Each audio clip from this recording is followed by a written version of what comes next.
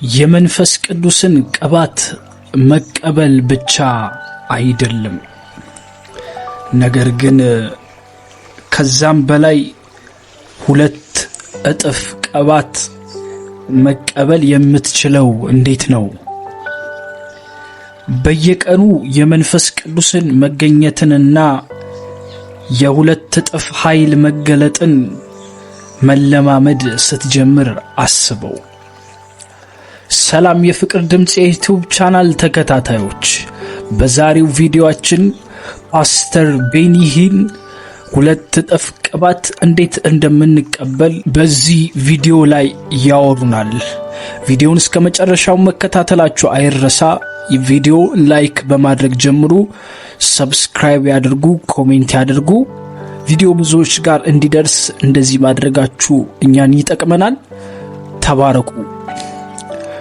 ቅባቱ በህይወት በጣም አስፈላጊው ነገር ነው። ነገር ግን ሁለት እጥፍ ቅባት የሚባል ነገርም እንዳለ ልታውቅ ያስፈልጋል። የኤልያስና የኤልሳ ታሪክ የሆነው ሁለት እጥፍ ቅባት የኛ የሚሆንበት አስደናቂ ምሳሌ ሆኖ እናገኘዋለን። የኤልሳ ትልቁ መሻቱ በኤልያስ ላይ የነበረውን ቅባት ሁለት እጥፍ ማግኘት ነበረ። እንደፈለገውም አግኝቶታል። ወደዚህ ውድና አስደናቂ ስጦታ የመጣበትን መንገድ ብናጠናው ልንማርበት እንችላለን። የብሉይ ኪዳኑ ኤልያስ የጌታ ኢየሱስ ክርስቶስ ምሳሌ፣ ኤልሳ ደግሞ ያንተና የኔ እና ያንቺ ምሳሌ መሆናቸውን ዕውቅና በመስጠት እንጀምር። በብሉይ ኪዳን የተደረገው ሁሉ ጥላ እንደሆነና አንተና እኔ በአዲስ ኪዳን የተቀበልነው ሁሉ ደግሞ አካሉ እንደሆነ ገነዘባለሁ። ሙሴ፣ ኤልያስ፣ ኤልሳና የተቀሩት ነቢያቶች ሁሉ የኖሩት ከህይወታቸው በአዲስ ኪዳን ያለን እኛ እግዚአብሔር ምን እንድናደርግ እንደሚፈልግና እንዴት መኖር እንዳለብን እንድናውቅ እንድንማርባቸው ነው። በአንደኛ ነገሥት ምዕራፍ 19 ቁጥር 16 ላይ እግዚአብሔር ለኤልያስ መመሪያ ሲሰጠው እንመለከታለን። በእስራኤል ላይ ንጉሥ ይሆን ዘንድ የናሜስን ልጅ ኢዩን ቀባው፣ በፈንታውም ነቢይ ይሆን ዘንድ ኤልሳን ቀባው ይላል። ኤልያስም በታዘዘው መሰረት ኤልሳን ሲያገኘው ኤልሳ በ12 ጥማድ በሬ እያረሰ ነበረ።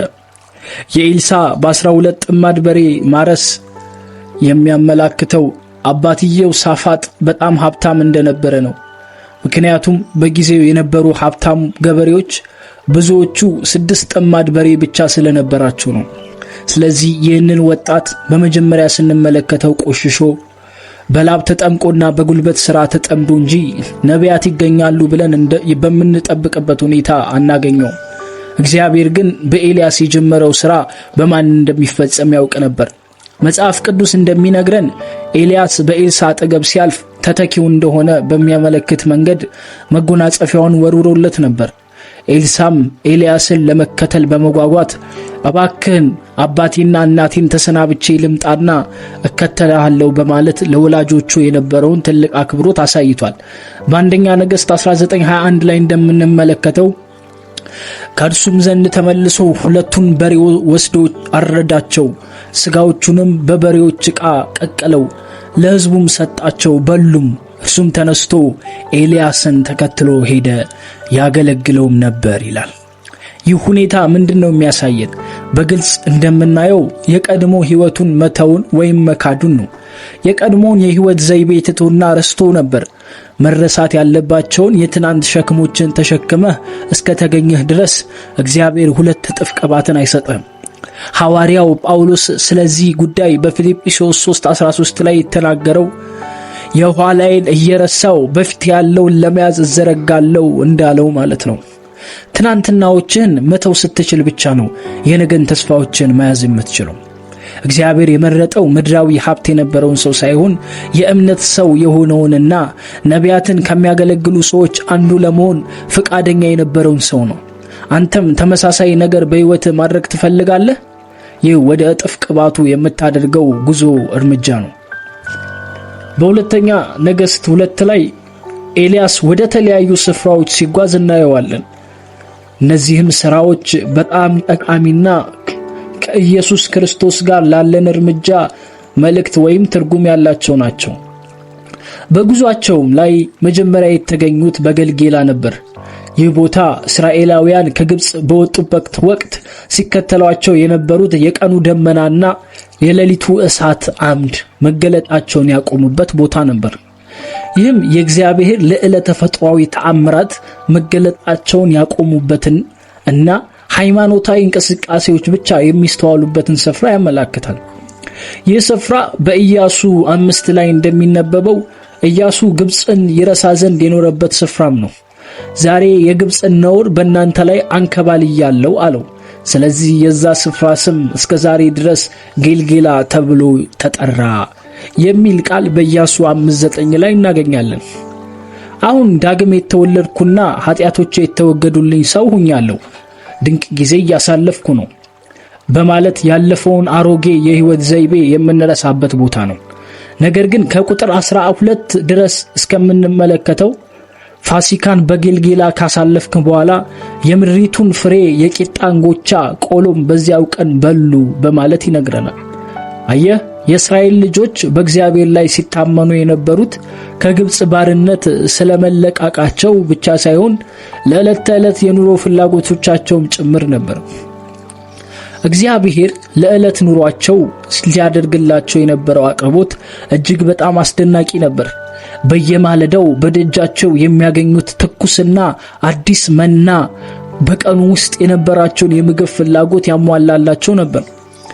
በጊዜ ብዛት ግን እነዚህ ሰዎች እጅግ አስደናቂውን የፍቅር ስጦታ የሆነውን መና የመሰልቸት እንዲሁም በተደጋጋሚነት የማማረር አዝማሚያ ይታይባቸው ነበር። ሌላ ምግብ የመመገብ ዕድሉን እንዳገኙ መናውን ትተው በቆሎ መመገብ ሲጀምሩ መናው ቆመ። ይህ ለኛ ምን ያስተምራናል? ላንተና ለኔ ሕይወት ጌልጌላ የሚያመላክተን በክርስቶስ ከዳንን በኋላ የምንመጣበት የመጀመሪያው ስፍራ ሲሆን ምሳሌነቱም ከግብጽ ነፃ መውጣታችንን ለማብሰር ነው። ለረጅም ጊዜ አስሮን ከነበረ ከኃጢአት ባርነት ወጥተንና በደስታ ተሞልተን ወደ ተዘረጉት የዋጀን ጌታ እጅ ሮጠን የምንደርስበት ነው። ጌልጌላ የእግዚአብሔር ተአምራዊ ኃይል ነፃ ካወጣን ከክፉ የግብጽ ኑሮ ትዝታ የምንላቀቅበት ቦታ ነው። አንድ ጊዜ ተደላድለን ከተቀመጥን በኋላና በእግዚአብሔር መታመን ስናቆም አሁንም የእግዚአብሔርን ተአምራት ማየት መፈለጋችንን እናቆማለን። ሁሉ ነገር በራሳችን ማድረግ እንደምንችል እናስባለን። ስለዚህ መናው፣ ደመናው፣ የእሳት አምዱና የእግዚአብሔርም ክብር መገለጣቸውን ያቆማሉ። ስለዚህ ከኤልያስና ከኤልሳ በጌልጌላ መቆም ምን እንማራለን? ቀደም ብዬ እንደተናገርኩት ጌልጌላ ኃይል የሌለውን ሃይማኖታዊ ሥርዓትን የሚያመላክት ነው። ብዙዎቻችን በዚህ ስፍራ መገኘቱን ባንመርጠውም ራሳችን ባላሰብነው ሁኔታ የምናገኘው እዚህ ቦታ ነው። ይህም ብቻ ሳይሆን በጌልጌላ ተመቻችተን ተቀምጠን ወደፊት መራመዱን እንዘነጋዋለን። ዳግም በመወለዳችን ደስተኞች ሆነንና በአካባቢያችን በምናገኛቸው ሃይማኖታዊ ልማዶች ረክተን ማደጉን፣ መብሰሉንና ወደ እጥፍ ቅባት መግባት እንዳለብን እንረሳዋለን። መጀመሪያ ወደ ጌታ የመጣው ጊዜ ይሰማኝ የነበረውን አሁን ቢሰማኝ ምንኛ በተደሰትኩ፣ ወይም መንፈስ ቅዱስ የተሞላው ሰዓት የተሰማኝን ስሜት ሁልጊዜ አብሮኝ በኖረ የሚሉ በርካታ ሰዎችን አግኝቼ አውቃለሁ። በዚህ ሁሉ ውስጥ ግን አንድ ግራ የሚያጋባ የሚመስል ሐሳብ አለ። እግዚአብሔር ወደ ጌልጌላ የሚወስድህ በዓላማ ነው።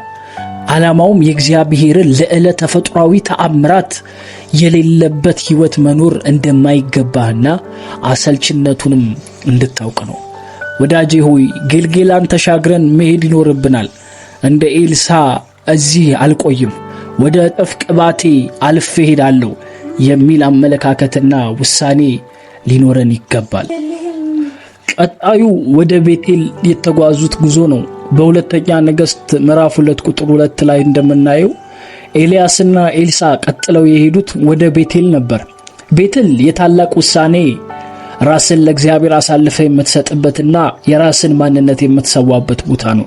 በተጨማሪም ቤቴል በብሉይ ኪዳን መጻሕፍት በአብዛኞቹ የተጠቀሰ ሲሆን አብርሃም ድንኳኑን የተከለበትና ለእግዚአብሔር ለመኖር የወሰነበት፣ የልጅ ልጁ ያዕቆብም እግዚአብሔርን እንደሚከተልና እንደሚያገለግል የተናገረበት፣ ያዕቆብ ከእግዚአብሔር ጋር ለመታገል የቆመበትና እስራኤል የሚለውን ስም የተቀበለበት፣ ነብዩ ሳሙኤል ደግሞ ለመጀመሪያ ጊዜ የእግዚአብሔርን ድምጽ የሰማበት፣ ሳኦል የእግዚአብሔርን ቃል ያልታዘዘበት፣ እናም የንጉሥነት ስልጣኑን ጨምሮ ሁሉን ነገር ያጣበት ቦታ ነው ቤቴል።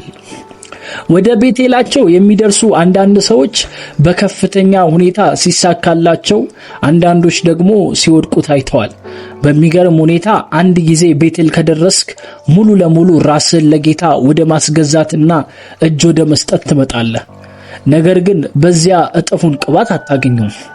ቤቴል እንደደረሱ ኤልያስና ኤልሳን እግዚአብሔር እኔን ወደ ኢያሪኮ ልኮኛልና አንተ እዚህ ቆየኝ ብሎ ሲጠይቀው፣ ኤልሳ በበኩሉ ሕያው እግዚአብሔርን በሕያው ነፍስህም እምላለሁ አልለይህም በማለት የሙጥኝ ሲለው እናስተውላለን። ኤልሳ ይህንን አይሆንም፣ እኔን እዚህ ትተህ መሄድ አትችልም፣ እዚህ እጥፍ ቅባት የለም፣ እጥፍ ቅባቱ የሆነ ሌላ ቦታ እንዳለ አውቃለሁ፣ ላገኘውም ይገባል ማለቱ ነበረ። በቤቴል ለመቆየት ይባስ ብሎም ወደ ጌልጌላ ግራ መጋባት ለመመለስ መወሰን ትችላለህ፣ ወይንም ደግሞ ወደፊት ተራምደ የእግዚአብሔርን በረከቶች ልትወርስ ትችላለህ። የእግዚአብሔርን ቅባት በሁለት እጥፍ በሕይወታችን እንዲመጣ የምንፈልግ ሰዎች ቀጣዩን ክፍል ሁለተኛውን ፓርት 2 ይዤላችሁ መጣለሁ። ዛሬ ቪዲዮ ስለረዘመብኝ እዚህ ጋር አቆማለሁ። ይህንን ሐሳብ ይህንን ትምህርት ከፓስተር ቤኒሂን ቅባቱን የመንፈስ ቅዱስ ቅባት ሚስጥር ከሚለው መጽሐፍ ላይ ነው እያነበብኩላችሁ ያለሁት። ተባረኩ። ክፍል 2 እንለቃለሁ። ከኛ ጋር ቆዩ። ሴንቲዩን ተባረኩ። ሻሎም